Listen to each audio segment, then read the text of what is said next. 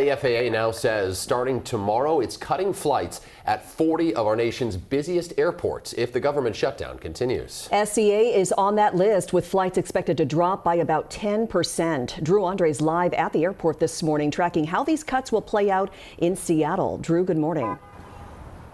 Well, good morning, Mimi. Now, this is a preliminary list. We will get that official list later on today. But what we do know is that SCA is one of the top 15 busiest airports in the country. So there is no doubt that these cuts are going to have an impact on the airport. We're talking thousands of flights a day across the country overall. So when we say 10%, that's 10% of 44,000 flights a day between commercial flights, cargo planes, and private planes too. Air traffic controllers have been working unpaid since the shutdown began October 1st. Since then, there have been many call-outs and most have been working long hours, putting in mandatory overtime. All of this has led to flight delays at many of the biggest airports in the country. The FAA is calling this an unprecedented decision.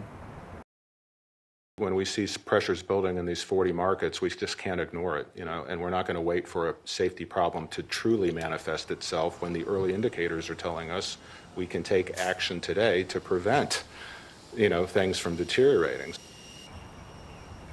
SCA has said that they haven't had any impact due to the shutdown yet because federal workers here are showing up despite not being paid. But these flight cuts will impact SCA, whether it ends up being on this list of airports with cancellations or not. So the big question, of course, is how long could this last? We're approaching the busiest travel time of the year. Well, the government shutdown, of course, how long that lasts is going to have an impact on this. And right now, the FAA is just saying they will do it for as ever long as necessary.